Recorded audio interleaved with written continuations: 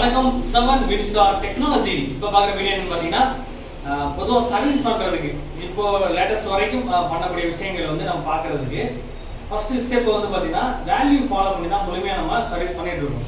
இது மாதிரி one by ஒன்னாக வந்து ஃபால்ட் செக் பண்ணுற மெத்தட் இருக்கு. அதை நம்ம வீடியோஸில் பார்க்க போகிறோம். ஃபர்ஸ்ட் பார்க்குற விஷயம் என்னன்னு பார்த்தீங்கன்னா, வேல்யூ பார்க்க போகிறோம்.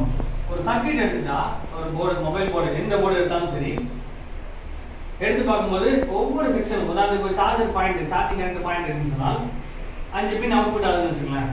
இந்த ஒவ்வொரு பின்னுக்கும் ஒவ்வொரு வேல்யூ வரும். அந்த வேல்யூ நம்மளுக்கு தெரிஞ்சிருக்கணும்னு சொல்லுவாங்க. ஒவ்வொரு பாயிண்ட், அதை கிரவுண்ட் வச்சு நம்ம அந்த வேல்யூ ஃபாலோ பண்ண போறோம். அந்த வேல்யூ மெத்தட் தெரிஞ்சுட்டா மட்டும்தான் நம்ம முழுமையா சர்வீஸ் பண்ண முடியும். வேல்யூ வச்சு நம்ம லைன் நல்லா இருக்கான்னு தெரிஞ்சுக்கலாம். ஆல்ரெடி நீங்க பார்த்துருப்பீங்க, இந்த வேல்யூ 400 ohms தான் இங்க வரணும்னு சொல்லியிருந்தாங்கன்னா அந்த வேல்யூவோட கம்மியா வருது அப்படின்னா அங்க லீக்கேஜ் தெரிஞ்சுக்கலாம். அல்லது வேல்யூ ஒரு இடத்துல சவுண்ட் வருது அப்படின்னா ஷார்ட் தெரிஞ்சுக்கலாம். அதே வந்து நார்மல் ஷார்ட், ஆஃப் ஷார்ட் சொல்லும்போது பாத்தீங்கன்னா 002க்கு கீழே போயிடுச்சு அப்படின்னு சொல்லலாம். அதாவது 001னா ஃபுல் ஷார்ட் சொல்லுவோம். 002க்கு அதுக்கு அடுத்து நெக்ஸ்ட் 3, 4, 5 அப்படின்னு சொல்லி போகுது, இல்ல 50, 100 அந்த ரேஞ்ச் போகுது அப்படின்னு சொன்னால் அது ஆஃப் ஷார்ட்னு சொல்லுவோம், நார்மல் ஷார்ட்னு சொல்லுவோம். இந்த மாதிரி வேல்யூ ஒவ்வொன்றுக்கும் அந்த வேல்யூ கண்டிப்பா தெரிஞ்சுட்டா மட்டும்தான் முழுமையா நம்ம அதுல நல்லா இருக்கா இல்லையான்னு செக் பண்ணி பார்க்க முடியும்னு சொல்றேன். ஃபர்ஸ்ட் ஸ்டெப் வந்து வேல்யூ ஃபாலோ பண்ணி முழுமையா சர்வீஸ் பண்ணிட்டு இருந்தோம். அடுத்து ரெண்டாவது ஸ்டெப் வந்து சார் என்னதான் வேல்யூ பார்த்தாலுமே அந்த சர்க்யூட் வந்து வேல்யூ வச்சு நம்ம கன்ஃபார்ம் பண்ண முடியும் முழுமையா. சில இடங்கள் வந்து வேல்யூ எல்லாம் ப்ராப்பரா இருக்கும், இந்த சவுண்ட் வராது, நார்மல் வேல்யூ என்னவோ அந்த ஓம்ஸ் காட்டுது, இதோட சர்க்யூட்டோட வேல்யூ என்னவோ அந்த வேல்யூ ப்ராப்பரா எல்லா இடங்களையும் காமிக்குது. இருந்தாலும் சர்க்யூட் வேலை செய்யல அப்படின்னு சொன்னால் கண்டிப்பா வோல்டேஜ் ஃபாலோ பண்ணணும். அப்போ வோல்டேஜ் எப்படி ஃபாலோ பண்ண போறோம்னு சொல்ற விஷயத்தெல்லாம் நான் முழுமையா உங்களுக்கு வந்து பிராக்டிகலா செஞ்சு காட்ட போறேன்னு சொல்றேன். இப்போ ரெண்டாவது ஸ்டெப் வந்து முழுமையா நான் காட்டுறேன். இருந்தாலும் நான் சொல்றேன், இப்போ உங்க சார்ஜர் நீங்க கனெக்ட் பண்றீங்கன்னு சொன்னால் கனெக்ட் பண்ணும்போது இன்புட் ஒரு லைன்ல வந்து 2 பிளாக் வச்சு கனெக்ட் பண்ணி செக் பண்ணி பார்க்கும்போது கண்டிப்பா இதோட வோல்டேஜ் என்னவோ அந்த வோல்ட் காட்டணும். சார்ஜர் இன்புட் வந்து 6 வோல்ட் வருதுன்னு சொன்னால் 2 பிளாக் வச்சு நம்ம செக் பண்ணி பார்க்கும்போது, அதாவது இதுல ஓம்ஸ் பார்க்கும்போது கன்வெர்ட்டர் சிம்பல் வச்சு பார்ப்போம், வோல்டேஜ் பார்க்கும்போது 20 வோல்ட்ல வச்சு நம்ம டிசில வச்சு செக் பண்ணி பார்க்கும்போது அதுக்கு வோல்ட் இன்புட் வோல்ட் வரதா செக் பண்ணி பார்க்கலாம். அப்ப வோல்ட் வச்சு கண்டுபிடிச்சா அந்த ட்ராக் லைன் இங்க உள்ள வரைக்கும் வருதுன்னு தெரிஞ்சுக்கலாம். இதுக்கப்புறம் நெக்ஸ்ட் வந்து சார்ஜிங் ஏசி போகுது. அதுக்கு முன்னாடி வந்து ஒவ்வொரு செக்ஷனுக்கும் ஒவ்வொரு கான்செப்ட் பண்ணிருப்பாங்க. இதுக்கு வந்து இப்போ லேட்டஸ்டா உடைய மாடல் பாத்தீங்கன்னா உங்களுக்கு ஓவர் வோல்ட் ப்ரொடக்ஷன் சொல்லி நம்ம தனியா சர்க்யூட் கொடுத்துருப்பாங்க. ஓவிபின்னு சொல்லுவோம், நம்ம ஓவர் வோல்ட் ப்ரொடக்ஷன் சொல்லுவோம். இந்த சர்க்யூட் வந்துட்டு இந்த சப்ளைல ஆனது இங்க வந்துட்டு தான் அடுத்து சார்ஜிங் ஏசிக்குள்ள போகும். அதுக்கப்புறம் அவுட்புட் பேட்டரி பாயிண்டிங் அவுட்புட் ஆகும். அப்ப இந்த சர்க்யூட் வரக்கூடிய வோல்டேஜ் இங்க இருந்து ஃபாலோ பண்ணி இதுக்கப்புறம் அவுட்புட் ஆகும். அப்ப இங்க என்ன வோல்டேஜ் வருது, அதுக்கப்புறம் இது வழியா வந்து இதுக்கப்புறம் அவுட்புட் என்ன வோல்டேஜ் வருது அப்படின்னு நம்ம செக் பண்ணி பார்க்க தெரியணும். அப்ப நம்ம ஐசி செக் பண்றதுக்கு நம்ம வேல்யூ ஃபாலோ பண்ணி கண்டுபிடிக்க முடியாது. வோல்டேஜ் வச்சு தான் ஐசி நல்லா இருக்கா இல்லையா தெரிஞ்சுக்க முடியும். அப்ப இன்புட் லைன் என்ன கொடுத்துருக்கோம், அவுட்புட் எத்தனை வோல்ட் வருதுன்னு தெரிஞ்சாதான் ஓகே இந்த சர்க்யூட் நல்லா இருக்கான்னு தெரிஞ்சுக்க முடியும். அப்ப ரெண்டாவது ஸ்டெப் வந்து அதாவது வேல்யூக்கு அப்புறம் வோல்டேஜ் ஃபாலோ பண்ணி கண்டுபிடிக்கலாம். சார் இது ரெண்டுமே நான் பார்த்துட்டே இருந்தாலும் சர்க்யூட் வேலை செய்யல, போர்ட்ல ஏதாவது லீக்கேஜ் இருக்கும் தெரியல அப்படின்னு சொன்னால் இப்போ நீங்க லேட்டஸ்டா நீங்க எல்லாருமே ஃபாலோ பண்றது என்னன்னா ஆம்பியர் ரீட் பண்ணி பார்க்க தெரியணும். ஏன்னா வோல்டேஜை மட்டும் வச்சு வேலை செஞ்சிட முடியாது, சக்தி வேணும், அது ஆம்பியர் சொல்லுவோம். ஒவ்வொரு செக்ஷனுக்கும் அந்த ஆம்பியர் என்ன ரீடிங் எடுக்கும்னு சொல்லி டிசி பவர் சப்ளை வச்சு கண்டுபிடிக்கலாம், யூஎஸ்பி போர்ட் சார்ஜர் வச்சு கண்டுபிடிக்கலாம்.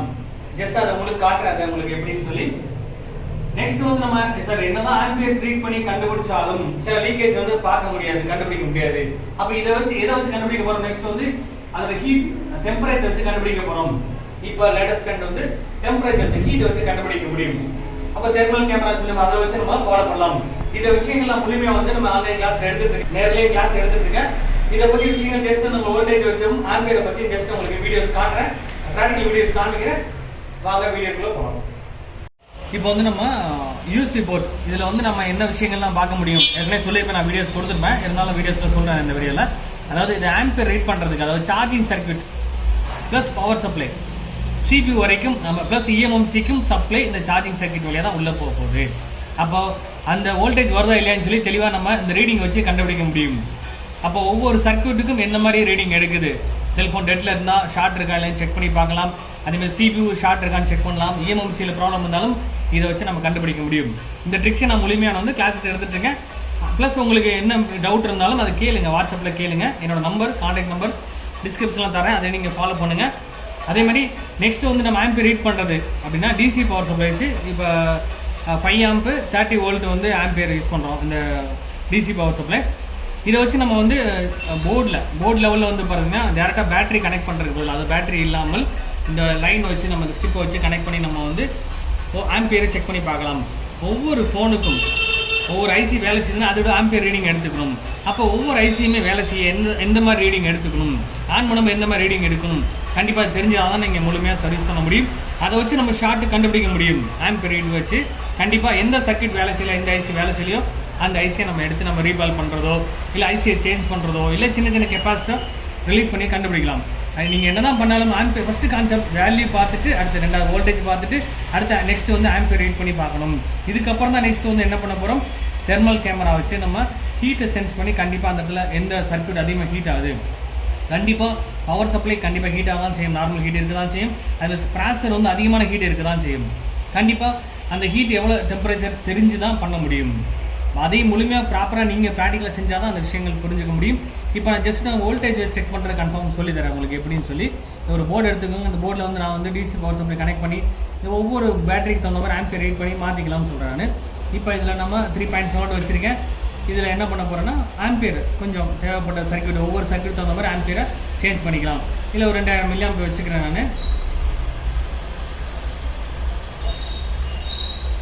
இதில் அட்ஜஸ்ட் பண்ணிக்கிறேன் 2000 மில்லியாம்பர் வோல்டேஜை நான் அட்ஜஸ்ட் பண்ணிட்டேன். ஆம்பியரை 2000 மில்லியாம்பர் வச்சு அட்ஜஸ்ட் பண்ணி செட் பண்ணிட்டேன். இப்போ இதுலேருந்து வரக்கூடிய வோல்டேஜ் டேரெக்டாக இது வழியாக வந்துட்டு இந்த பின்னில் வந்து சப்ளை வோல்ட் வந்துடும். இப்போ இந்த பின்னுக்கு வோல்டேஜ் வருதா இல்லையான்னு சொல்லி நம்ம செக் பண்ணி பார்த்துருவோம். எப்படின்னா மீட்டரை வச்சு நம்ம செக் பண்ணி பார்க்கலாம்.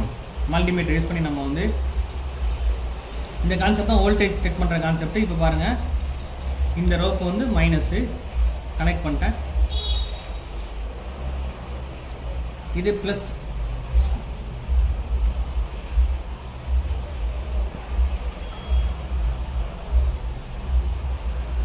இதில் வரக்கூடிய வோல்டேஜ் பாருங்கள் 4.2. அப்போ நம்ம சரியாக வச்சோம்னா இது என்ன வோல்ட்டு காட்டும், மாற்றி வச்சா மைனஸில் காட்டும். இப்போ இதை வச்சு நம்ம சர்க்யூட் போர்டில் வந்து நம்ம வோல்டேஜை எப்படி கண்டுபிடிக்கணும், இதை ஃபாலோ பண்ணி நீங்களே எல்லா போர்ட்லேயுமே நீங்கள் வோல்டேஜை நீங்களே கண்டுபிடிக்கலாம்னு சொன்னேன். அதை சர்க்யூட் இல்லாமல் கூட நம்ம ஃபாலோ பண்ண முடியும்னு சொல்ல வரேன். பாருங்கள், இதில் ப்ளஸ் லைன் ப்ளஸ் மைனஸ் அதை வேல்யூ வச்சு ப்ளஸ் மைனஸ் கண்டுபிடிச்சிக்கோங்க. சப்ளை கொடுத்துட்டேன் இதில். இப்போ இந்த வோல்டேஜ் வந்து ப்ராப்பராக இதில் இருக்கான்னு சொல்லி செக் பண்ணி பார்க்க போகிறோம். அதாவது சப்ளை வோல்ட் உள்ளே வந்துருச்சான்னு சொல்லி. இப்போ மைனஸை பொதுவாக வச்சு நம்ம என்ன செய்ய போகிறோம், வோல்டேஜ் செக் பண்ண போகிறோம். பாருங்கள், வச்சு பார்க்கும்போது என்ன வோல்டேஜ் காட்டுது, 4.0 வோல்டேஜ் காட்டுது. இதே மாதிரி இந்த வோல்டேஜ் எங்கெல்லாம் போகுதுன்னு சொல்லி நம்ம செக் பண்ணி பார்க்கலாம். இந்த வோல்டேஜ் எந்த இடங்களுக்குலாம் போகுது பாருங்கள். இங்கே வரக்கூடிய கெப்பாசிட்டியில் அந்த வோல்டேஜ் காட்டுது. அப்போ இந்த சப்ளை ஆனது த்ரூவாக எங்கெல்லாம் போகுதுன்னு சொல்லி நம்ம வோல்டேஜ் கண்டுபிடிச்சலாம். அதை மைனஸ் வச்சு ப்ளஸ் ஃபாலோ பண்ணாலே போதும்னு சொல்லுவாங்க. நீங்கள் அதே மைனஸ் வோல்ட் பார்க்கணும்னா ப்ளஸ்ஸை பொதுவாக வச்சு மைனஸ் வோல்ட் தேடி பார்க்க போகிறோம். அப்போ நம்ம ஒரு பொருளை செக் பண்ணி பார்க்கும்போது ஒரு கால் மைனஸ்லேயும் இன்னொரு கால் ப்ளஸில் தான் இருக்க போது. இந்த பாருங்கள், இப்போ நான் செக் பண்ணும்போது ப்ளஸ்ஸை வச்சுட்டு மைனஸ் தேடுறேன். அதேமாதிரி ப்ளஸ்ஸை வச்சு நம்ம ப்ளஸ் இருக்கிறதுல ஏற்கனவே ப்ளஸ் வோல்ட் பார்த்தோம் பார்த்தீங்களா, அங்கே வச்சு பார்க்கும்போது நம்மளுக்கு வோல்டேஜ் எதுவுமே நம்மளுக்கு காட்டாது. இதை பாருங்கள், மைனஸ் வச்சு ப்ளஸ் பார்க்குறேன், வோல்டேஜ் உங்களுக்கு காமிக்கும். சிறப்பாக நம்ம வோல்டேஜ் செக் பண்ணி பார்க்க போகிறோம். இப்போ நான் ஆல்ரெடி நம்ம செக் பண்ணும்போது மைனஸ் வச்சு ப்ளஸ் பார்த்தோம், 3.7 காமிச்சிச்சு. இதேமாதிரி இந்த சப்ளை எங்கெல்லாம் போகுதுன்னு செக் பண்ணும்போது இந்த கெப்பாசிட்டி செக் பண்ணி பார்க்க சொன்னேன். செக் பண்ணி பார்க்குறீங்க, 3.7 காட்டுது. சரி, இதே மாதிரி ஒவ்வொரு ஸ்பேரையும் நம்ம செக் பண்ணி பார்க்கும்போது அதில் வோல்டேஜ் வருதான்னு செக் பண்ணி பார்ப்போம். இந்த இடத்துல பாருங்கள், வோல்டேஜ் எதுவுமே நம்மளுக்கு இதில் காமிக்குது, 2 எண்ணிலுமே காட்டல. அது இங்கே செக் பண்ணி ரெசிஸ்டரில் ஒரு 2 செக் பண்ணுறோம். இந்த இடத்துல எந்த வேல்யூமே, அதாவது வோல்டேஜ் எதுவுமே காட்டலை. இந்த பக்கம் நெக்ஸ்ட்டும் அதேமாரி வோல்டேஜ் காட்டலை. அப்போ இங்கே காட்டலையே சார், இந்த சர்க்யூட் வேலை செய்யலையா அப்படின்னு எடுத்துக்கலாமா? கண்டிப்பாக அப்படி கிடையாது. ஏன்னா வந்து இந்த நேரத்தில் வந்து நம்மளுக்கு வேல்யூ மட்டும் தான் வந்துட்டு இருக்கும். ஏன்னா இதோட சர்க்யூட் வந்து வேலை செய்யறதுக்கு சப்ளை நம்மளுக்கு பேட்டரி பாயிண்ட்லேருந்து பவர் ஏசிக்கு வந்துட்டு பவர் சப்ளைலேருந்து வோல்டேஜ் ரிலீஸ் ஆகி வரணும். அப்போ இந்த பவர் சப்ளை வோல்டேஜ் வந்து சில இடங்களுக்கு த்ரூவாக போயிட்டுருக்கும். CPU EMMCக்கெலாம் த்ரூ லைன் போயிட்டுருக்கும். இப்போ இந்த சப்ளை ஆனது டேரெக்டாக நம்மளுக்கு ஆன் ஆஃப் ஸ்விட்ச் வோல்ட் போயிட்டு அதை நம்ம ஷார்ட் பண்ணதுக்கப்புறம் நெக்ஸ்ட்டு அடுத்த செக்ஷனுக்கு வோல்டேஜ் பவர் சப்ளை தரும். அந்த மாதிரி இடமா இருந்தால் கண்டிப்பாக இந்த இடத்துல வந்து வேல்யூ தான் காமிக்கும் தவிர வோல்டேஜ் வராது. இப்போ நம்ம ஆன் பட்டனை ப்ரெஸ் பண்ண போகிறோம். ஆன் ஆயிடுச்சுன்னா அந்த ரீடிங் எடுக்க ஆரம்பிச்சிடும். இப்போ மொபைல் வந்து ஆன் ஆகிருக்கு, அந்த கான்செப்டாக இருக்குது. இப்போ நம்ம நெக்ஸ்ட்டு வந்து நம்ம அந்த ரெசிஸ்டரில் வோல்ட் வருதான்னு செக் பண்ணி பார்ப்போம். 1.8 வோல்ட் இங்கே காமிக்குது. அப்போ இந்த வோல்டேஜ் ஆனது கண்டிப்பாக ரெசிஸ்டர் வழியாக சப்ளை இங்கே அவுட்புட் கிடைக்க போகுது. அப்போ சப்ளை இங்கே ரெசிஸ்டர் கிடைச்சிருக்கு. இது ஆப்போசிட் காலில் என்ன வோல்டேஜ் வருது பாருங்கள், 0.52 காட்டுது. நல்லா பாருங்கள், இங்கே கொடுக்கும் 1.8 வோல்ட் வருது, இந்த சைடு வந்து 0.52 வருது சார். அப்போ இது என்ன காரணமாக இருக்குன்னு நினைக்கிறீங்க? கண்டிப்பாக இதில் ஃபால்ட்டுன்னு நினைக்கிறீங்களா, ரெசிஸ்டன்ஸ் ஃபால்ட்டுன்னு நினைக்கிறீங்களா? கண்டிப்பாக கிடையாது. ஆனால் ரெசிஸ்டர் வந்து தடை பண்ணணும்னு சொல்லியிருக்கேன் நான். ரெசிஸ்டன்ஸ் எந்த வேல்யூ இருக்கோ, எவ்வளோ ஓம்ஸ் இருக்கோ அதுக்கு தேவையான வோல்ட்டை ட்ராப் பண்ணி கொடுக்கும். அப்போ இது வழியாக வந்து வோல்டேஜ் ட்ராப் ஆகி இந்த பக்கம் வருது இந்த வோல்டேஜ். அப்போ இந்த வோல்ட் ட்ராப் ஆகி தான் இந்த பக்கம் உள்ளே போகுதுன்னு சொல்கிறாங்க. அப்போ இதுக்குரிய வோல்டேஜ் 1 வோல்ட்டா 2 வோல்ட்டா 0.50 வோல்ட்டுன்னு நமக்கு தெரிஞ்சிருக்கும்னு சொல்கிறாங்க. அப்போ வோல்டேஜை முழுமையாக தெரிஞ்சிட்டோம்னு சொன்னால் இந்த சர்க்யூட்டில் ஃபால்ட் இருக்கா ஷார்ட் இருக்கான்னு கண்டுபிடிக்க முடியும்னு சொல்கிறேன். இப்போ இந்த விஷயத்தில் நம்மளுக்கு வந்து வேல்யூ செக் பண்ணால் கண்டுபிடிச்சலாம். ஏன்னா ரெசிஸ்டன்ஸோட வேல்யூ ஜாஸ்தி ஆயிடுச்சுன்னா கண்டிப்பாக வோல்ட்டு அதிகமாக தடை பண்ணணும். இந்த இடத்துல இப்போ பாருங்கள், இதில் வோல்டேஜ் 1 வோல்ட்டுக்கு மேலே தடை பண்ண காரணம்னா கண்டிப்பாக அந்த ரெசிஸ்டன்ஸ் வந்து வேல்யூ கொஞ்சம் ஜாஸ்தியாக இருக்க வாய்ப்பு இருக்கும். அதை நம்ம உங்களுக்கு செக் பண்ணி காட்டுறேன் பாருங்கள். இப்போ நம்ம மீட்டரை வந்து நம்மளுக்கு ஃபஸ்ட்டு 2Kல வைக்கணும். அதாவது கண்டினியூட்டி சிம்பிள் வச்சு பார்த்துட்டு 2K வேல்யூவில் செக் பண்ண போகிறோம். நம்ம பேட்டரி ரிமூவ் பண்ணிட்டு நான் வந்து இதில் செக் பண்ணி காட்டுறேன் பாருங்கள். இதில் எந்த வேல்யூமே நம்மளுக்கு காட்டலை, ஓம்ஸ் எதுவுமே காட்டலை. 20Kல அடுத்து அட்ஜஸ்ட் பண்ணி பார்க்க போகிறோம், வேல்யூ காட்டுதான்னு பாருங்கள். இந்த ரெசிஸ்டன்ஸ் வந்து பார்த்தீங்கன்னா 15 கிலோ ஓம்ஸ்க்கு மேலே இருக்குது. கண்டிப்பாக அந்த வோல்ட் அதனால தான் ட்ராப் ஆகி இங்கே அவுட்புட் கிடைக்குது. வேல்யூ ஜாஸ்தியாக இருக்குன்னா இங்கே வோல்ட் ட்ராப் ஆகி வருது.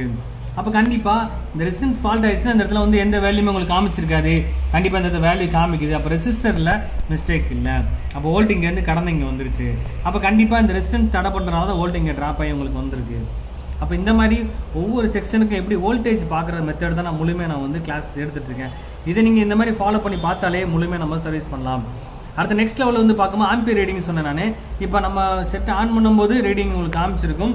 அதுக்கப்புறம் ஒவ்வொரு செக்ஷன் வேலை செய்யும்போது இப்போ டிஸ்பிளே கனெக்ட் பண்ணால் டிஸ்பிளே எந்த அளவுக்கு ஆம்பியர் ரீடிங் எடுத்துக்கும், கேமரா ஆன் பண்ணால் எந்த ரீடிங் எடுத்துக்கும், நெட்வொர்க் சிம் போட்டால் எந்த மாதிரி ரீடிங் எடுத்துக்கும், இதை ஒன் பை நம்ம தெரிஞ்சால் தான் முழுமையாக நம்ம சர்வீஸ் பண்ண முடியும். சரி, என்னதான் ரீடிங் பார்த்தாலுமே சப்ளை ஆம்பியர் கொடுத்து செக் பண்ணி பார்த்தாலுமே சில விஷயங்கள் வந்து டெம்பரேச்சர் வச்சு முழுமையாக கண்டுபிடிக்கலாம். இப்போ டெம்பரேச்சர் தெளிவாக தெரிஞ்சிட்டால் எங்கே லீக்கேஜ் இருக்கோ அந்த லீக்கேஜை ஈஸியாக துல்லியமாக கண்டுபிடிக்க முடியும்னு சொல்கிறாங்க. அந்த ட்ரிக்ஸை நான் முழுமையாக கிளாஸஸ் எடுத்துருக்கேன். இந்த வீடியோ பிடிச்சா லைக் பண்ணுங்கள், ஷேர் பண்ணுங்கள், கமெண்ட் பண்ணுங்கள், சப்ஸ்கிரைப் பண்ணுங்கள், பெல் பட்டனை மறக்காமல் கிளிக் பண்ணுங்கள். Thank you friends.